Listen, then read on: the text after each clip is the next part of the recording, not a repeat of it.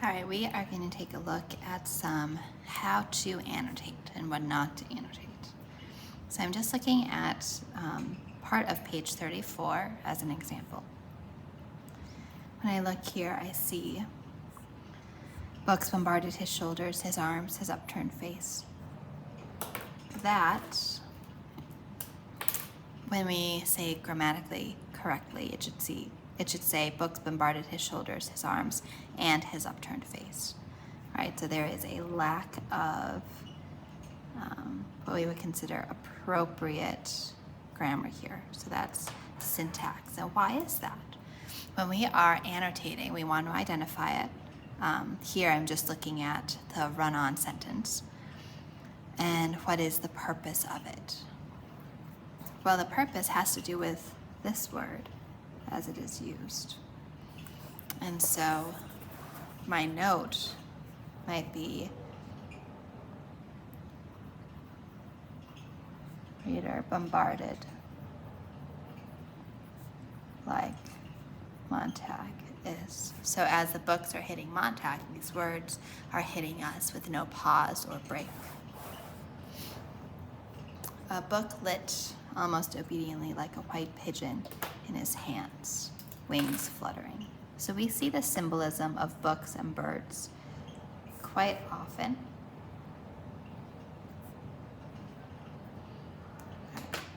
So this book is like a white pigeon.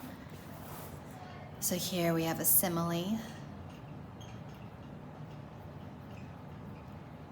Books to pigeon. So that is my identification. But why is that important? It could have been books to puppies or books, the books lit obediently like flying robots or something, right? So we have pigeons. Well, what are pigeons? Pigeons are alive. Alive means they can die. Pigeons are, this one is a white pigeon. What is the symbolism behind the color white? We already know from Clarice that white is pure and innocent. And so the book's burning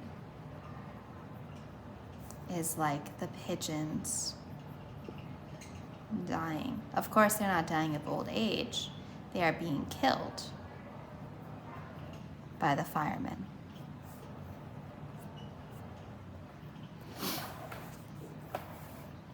A page hung open and it was like a snowy feather. The words delicately painted thereon. This use of delicate is also something we see with birds. Birds, part of the reason they can fly is because despite their body size, it's very light. Birds have hollow bones, and so that with their wingspan allows them to fly. Things that are delicate, remember, should be protected. It's like requiring bubble wrap, right? These books should be protected instead of being destroyed. Something stamped with fiery steel has permanence.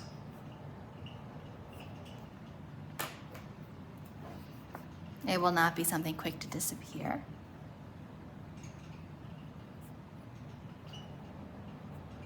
So this is branding Montag.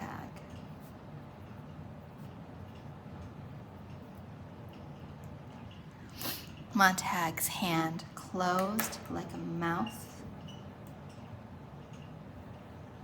Crushed the book with wild devotion, with an insanity of mindlessness to his chest. So closed like a mouth isn't personification. This wild devotion, insanity, this part is personification, right? This part is a simile. Feels sort of animalistic, right? Either way, though, the effect of both, so I'm going to combine the notes here. The effect is that the hand is acting independent of Montag. They fell like slaughtered birds, and the woman stood below like a small girl. They fell like slaughtered birds.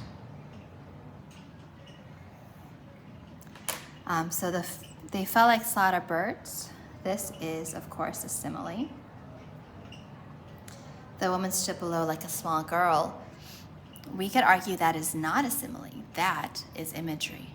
Why is it not a simile? Well, the woman was once a small girl. Those are still somewhat similar. They're both people. They're both female. It is just a difference in age.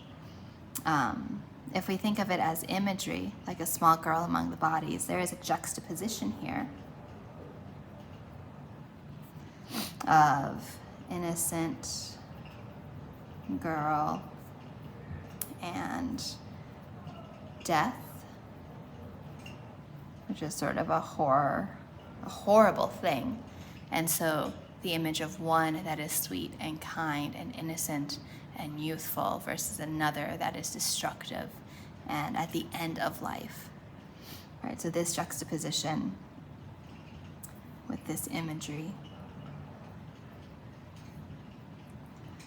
Well, what's the purpose of that? So this is just the identification, but this emphasizes the horribleness of deed and innocence of the victims. Now, if you were to say, well, Ms. Gower, I think that is a simile because the old woman is near death, a small girl is not, and then you told me why you think that simile is impactful, that could be argued. There are some aspects of figurative language that you can decide upon if you have good evidence and an argument for it. You'll note that all of these notes, these are not just telling me it's a simile. It's not just saying the simile and the effect is to tell me that the books are like birds, because that's not it. Just because you use analysis words, the effect is blah, blah, blah, doesn't mean you're actually analyzing. And this brings me to my next point, which is a language graveyard. I want you to kill these phrases and leave them dead. Things like gives a deeper understanding.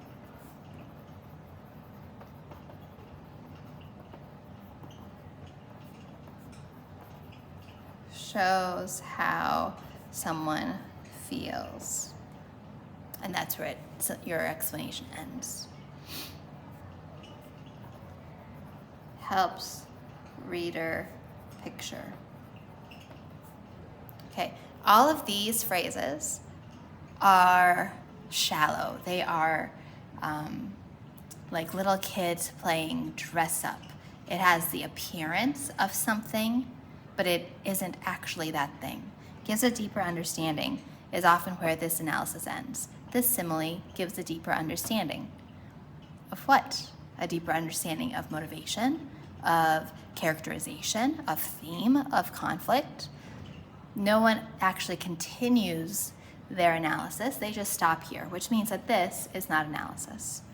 Shows how Montag feels, and then they stop.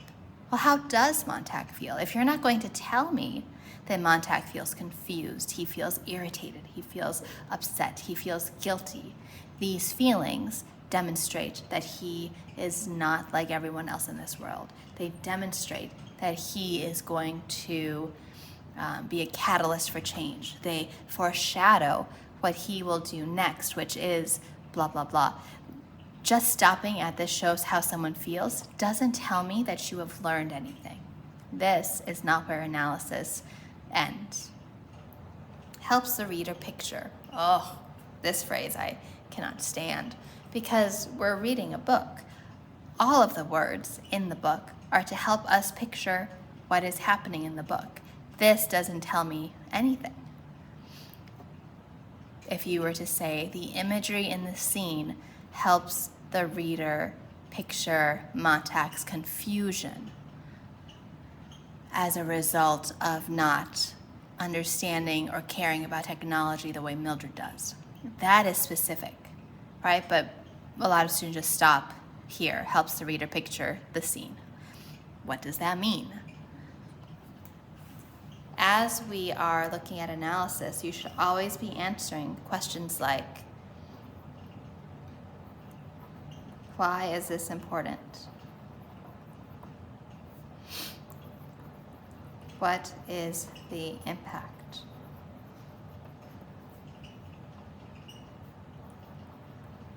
What is the effect? And if you are not doing any additional research to think about these things, then you're not doing your job, and I will certainly not do that thinking for you. Please remember, if we look at something, a phrase such as praying mantis or mosquito, several times Mildred's seashells, her ear thimbles, are connected to bug symbolism with the praying mantis and mosquito. And if you say it shows how delicate they are, or it shows how annoying those are to Montag, then you're not really sitting in this phrase and thinking about the craft. What was Bradbury's purpose, his reason for choosing a praying mantis and a mosquito?